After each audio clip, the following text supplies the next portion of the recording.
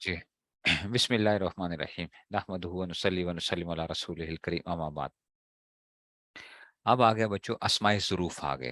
ہم اس میں غیر متمکن کی 8 قسمیں پڑھ رہے تھے: مضمرات، اسماء موصولہ، اسماء اشارہ، اسماء افعال، اسماء اصوات، ٹھیک ہے نا، اسماء اصوات، اسماء ظروف، اسماء کنایت مرکب بنائی۔ تو 5 ہم پڑھ چکے ہیں، اب اسماء ظروف پڑھتے ہیں۔ ظروف تو کیا ہے؟ ٹھیک ہے نا، اسماء ظروف، ظرف کا مطلب ہے جو چیز سمیٹتے ہیں، برتن کو بھی ظرف کہتے ہیں نا، ظرف، ٹھیک ہے نا۔ تمہارا ظرف کتنا ہے، ہم یوں بھی کہتے ہیں نا تمہارا ظرف کتنا ہے، اتنا ہی تمہارا ظرف تھا، ٹھیک ہے نا، کہ مطلب تمہارے اندر چیزیں سمٹ نہیں سکتی ہیں تم جو ہے اس میں سے۔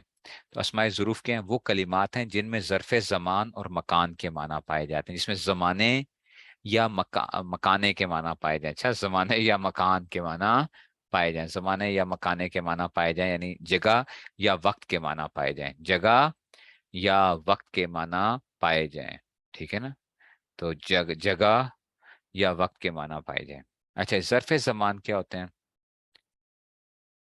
ظرف زمان جیسے اس کا مطلب ہوتا ہے جب، اذا کا معنی بھی جب ہے، متا کا مطلب ہے کب، کیفا کا مطلب ہے کیسے، یعنی ایانا کب، امسی گزشتہ کل، یسٹرڈے، امسی، امسی گزشتہ کل جو ہوتا ہے نا، یسٹرڈے، یسٹرڈے۔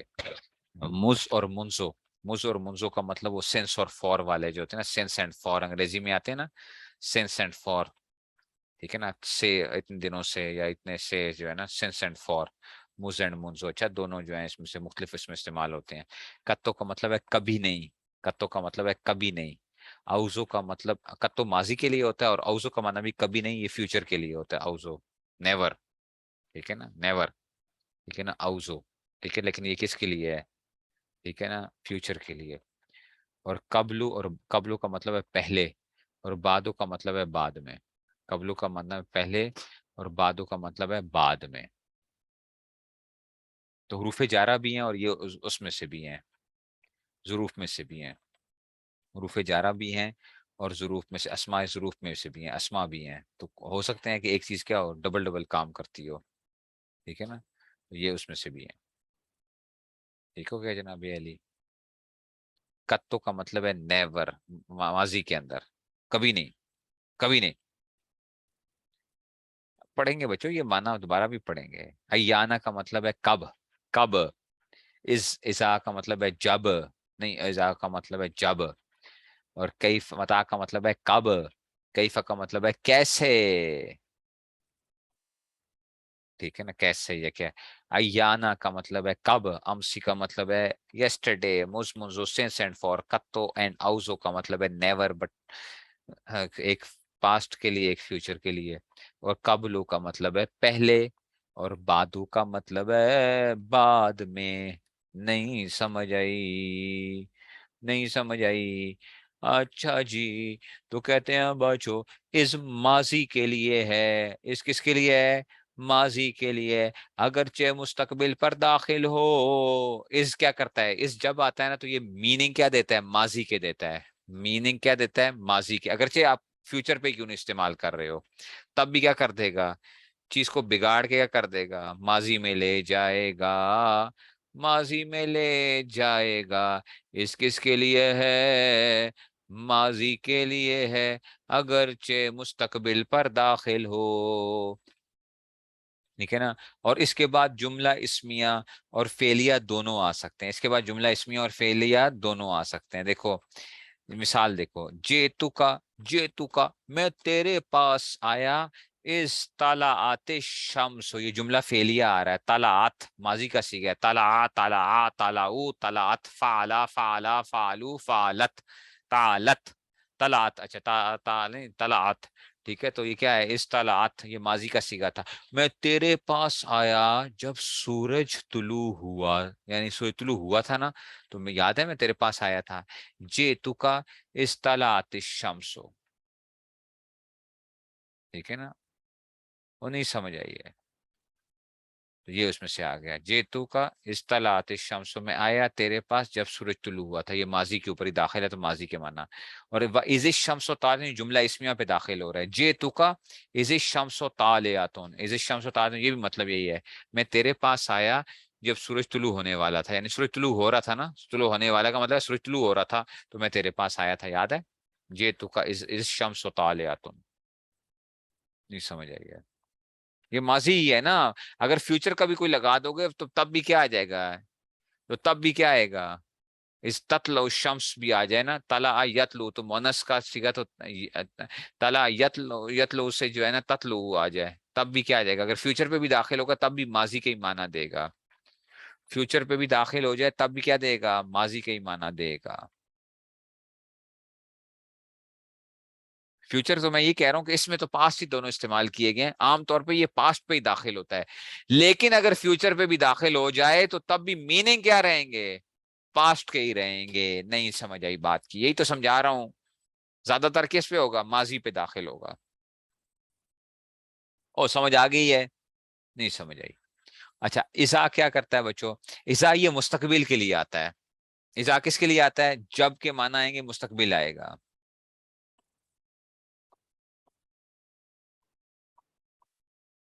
ہاں، اس کو ایسا میننگ وہ ماضی کے ہی دے گا، ہمیشہ میننگ ماضی کے ہی دے گا۔ اس جو ہے نا، اس جب بھی آیا ہوگا تو میننگ تم نے ماضی کے کرنے ہیں، آپ نے میننگ ماضی کے کرنے ہیں۔ اچھا جی، یہ مستقبل کے لیے آتا ہے اور ماضی کو بھی مستقبل کے معنی میں کر دیتا ہے، یعنی اگر یہ ماضی پہ بھی داخل ہو جائے گا نا تو فیوچر کے معنی دے گا۔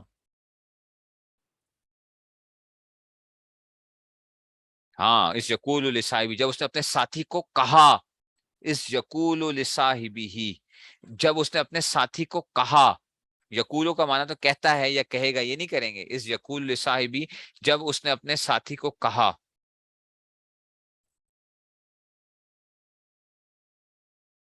ٹھیک ہے نا؟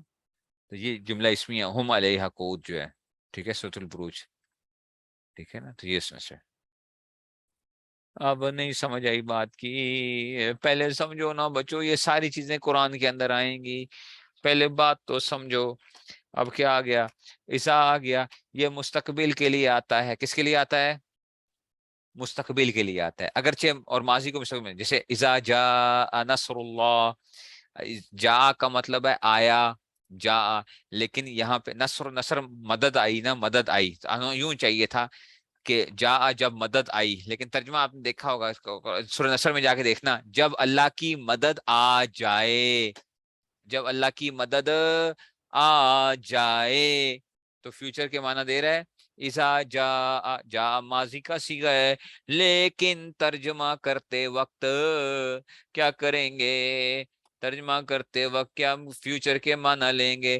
جب اللہ کی مدد اور فتح آ جائے، اور آپ دیکھ لیں لوگوں کو کہ وہ فوج در فوج اسلام میں داخل ہو رہے ہیں، ٹھیک ہے نا؟ فسبح بحمد ربک واستغفر انہ کان توابا۔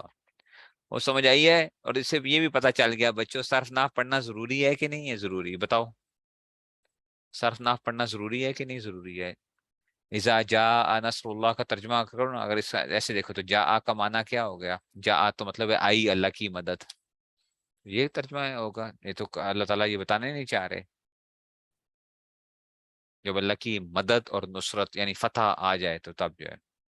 اور سمجھ آ رہی ہے کہ نہیں سمجھے ہو؟ میں نے پہلے دن کہا تھا نا آپ کو بہت سے لوگ ملیں گے جو کہیں گے ایسے ہی مولوی صرف نہ پڑھاتے رہتے ہیں فلاں، ترجمے پڑھو، ڈائریکٹ ترجمے پڑھو۔ وہ بھائی ڈائریکٹ ترجمے تو آپ پڑھ لو گے، ٹھیک ہے، آپ رٹے تو لگا لو گے، لیکن آپ اس کی نہ آپ کو لاجک کا پتہ ہے، نہ آپ کو کچھ اور پتہ ہے، آپ کیسے وہ کریں گے؟ صرف رٹوں کے اوپر آپ وہ کریں گے؟ آخر جس نے ترجمہ کیا اس نے بھی کسی بنیاد پہ کیا ہے نا ترجمہ۔ نہیں سمجھ آ رہی ہے؟ وہ کچھ سمجھ نہیں آ رہی ہے، سارے لم یا بجو۔ اذا جاء نصر اللہ، ٹھیک ہے، جب اللہ کی مدد آ جائے، ٹھیک ہے نا؟ اور آپ آتی کا، میں تیرے پاس آؤں گا، آتی کا آتی کا مطلب آؤں گا کب؟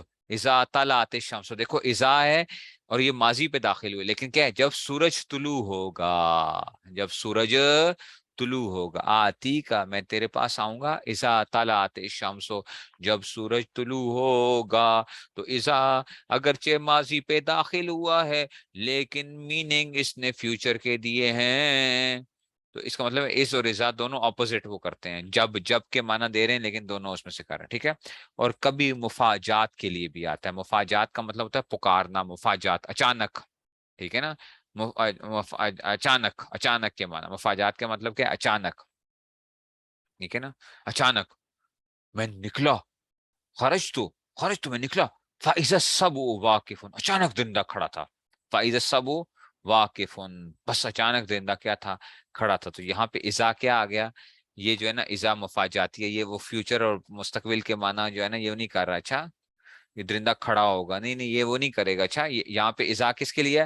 مفاجات کے لیے. اچانک ایک کہتے ہیں نا کہ تھوڑا سا ایک حیرت کو ظاہر کرنا، اچانک، اچانک.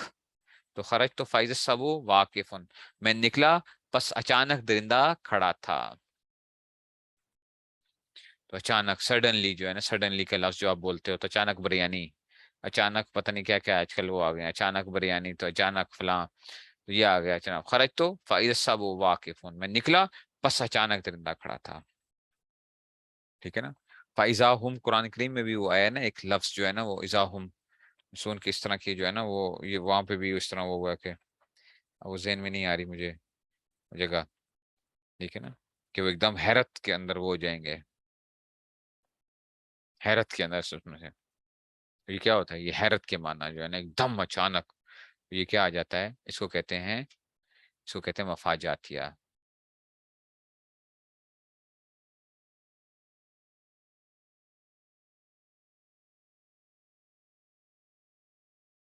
ٹھیک ہے نا.